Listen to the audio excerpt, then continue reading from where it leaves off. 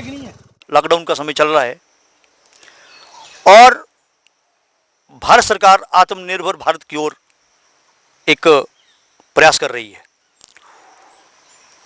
ऐसे ही प्रयास को सार्थक करने का प्रयास जो है वो हमारे परागपुर गांव के एक हिमाचल पथ परिवहन निगम के चालक जो कि वोल्वो में अक्सर ड्राइव करते हैं, वोल्वो को ड्राइव करते हैं, श्री अशोक कुमार, जो कि परागपुर के साथ लगते छोटे से गांव हारबाग पुली के ऊपर रहने वाले हैं।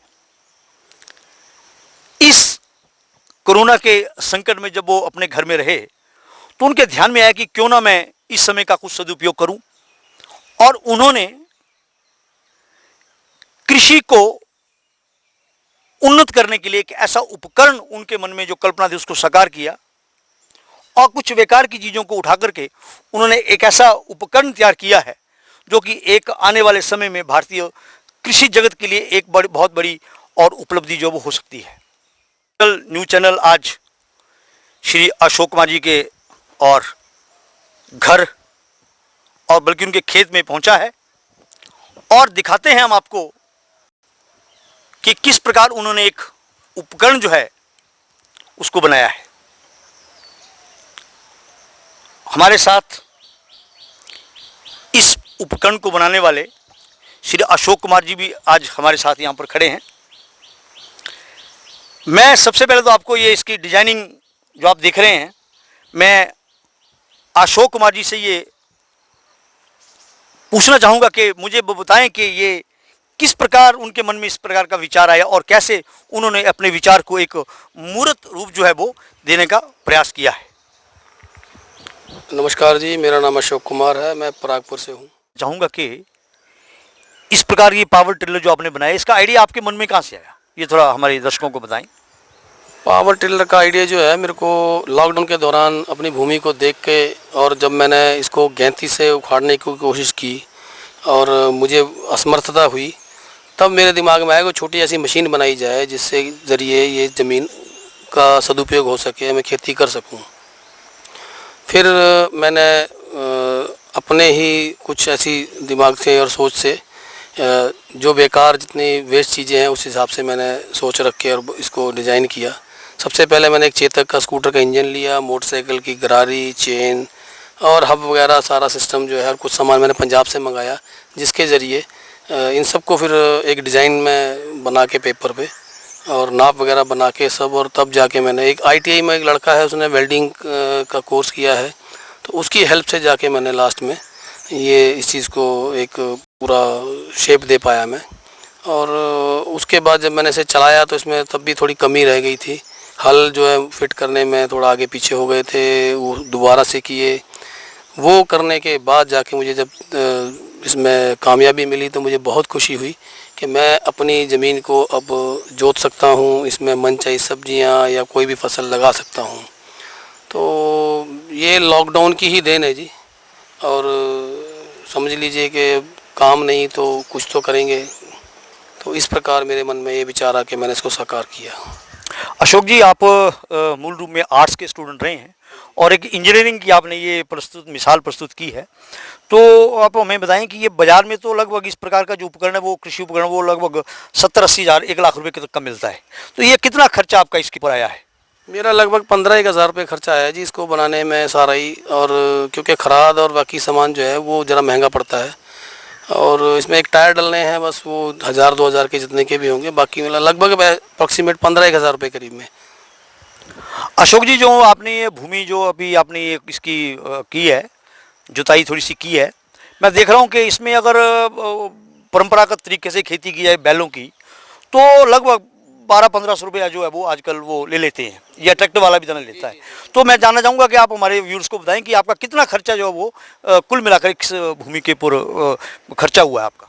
देखिए जी, मेरे हिसाब से मैंने जो इसमें जो तेल डाला है, जो पेट्रोल लगा है, वो लगभग 200-250 रुपये के बीच में लगा है, और मेरी 2.5 कनाल ज़मीन है, और ये पिछले 6 साल से ये ज़मीन जोती नहीं जा रही, 6-7 साल से, तो बहुत पक्की ज़मीन हो रखी थी, और जब ज़मीन थोड़ी नरम हो जाए तो खर्चा और कम हो जाएगा, मेरा ऐसा मानना है। अशोक जी, आप मूलू में एचआरटीसी में वोल्वो के ड्राइवर रहे हैं, तो आप एग्रीकल्चर डिपार्टमेंट से अपने ये जो आइडियाज़ हैं उसको शेयर करना चाहेंगे आप? बिल्कुल जी, मैं चाहूँगा यदि कुछ लोगों को की ज़मीन पे ट्रैक्टर वगैरह नहीं पहुँचते हैं, बैल रहे नहीं, यदि किसी को इस सिलसिले में इस मशीन को बनाने में या किसी तरह की कोई हेल्प चाहिए, तो चाहे डिपार्टमेंट एग्रीकल्चर में मेरे से हेल्प चाहे तो मैं आने के लिए तैयार हूँ जहाँ बोलेंगे। प्लस या कोई इंडिविजुअल भी आके मेरे से कहता है कि मेरे लिए ऐसा ये बना दीजिए, तो मैं उसकी हेल्प करूँगा और मैं बनवा दूँगा। एक कहावत है कि जहाँ न पहुँचे रवि वहाँ पहुँचे कवि। तो मुझे लगता है कि ये भी आपने बड़ा अच्छा एक उपकरण, और मैं चाहूँगा कि लोग जिनके घरों में ट्रैक्टर इत्यादि नहीं जा सकता वहाँ पर ये और जा सकता है। तो अशोक जी, मैं आपसे एक थोड़ी सी चर्चा करना चाहूँगा, शेयर करना चाहूँगा कि परंपरागत तरीके जब खेती करते थे तो बैलों के माध्यम से, तो क्या होता था कि बैल जब खेती करता था तो ना तो लोगों को खाद की ज़रूरत पड़ती थी और ना ही किसी प्रकार के कीटनाशक की ज़रूरत पड़ती, क्योंकि खाद गोबर की हो जाती थी और कीटनाशक में जो पशुओं का गूंतर था वो काम में आता था। और पशु जो था जब परिपक्व हो जाता तो लोग उसको बेच देते थे, तो वो लोगों के लिए मुझे लगता है एक एफडी का काम भी करता था कि बिना पैसे जमा करवाए वो पैसा आ जाता था, पशु बेचता था। दूसरा अशोक जी, मुझे ऐसा भी लगता है कि थोड़े पारिवारिक संस्कार भी जुड़े हुए थे। जैसे पशु बूढ़ा हो गया, उसको खूंटे पे बांध दिया, उसके भोजन की व्यवस्था की, उसके चारे की व्यवस्था की, दवाई की व्यवस्था की, सारी व्यवस्था की। वो संस्कार हमारे बुजुर्गों में थे कि जब बुजुर्ग कमाना बंद कर देता था तो उसको और घर में बैठे बैठे उसको भोजन पानी विश्राम के। लेकिन आज क्या है, आज वो पशु सड़कों पर और बुजुर्ग वृद्धाश्रम में। तो मैं कि खेती जो एक संस्कार भी देती है। बिल्कुल बिल्कुल, मैं इस बात से पूरा सहमत हुई।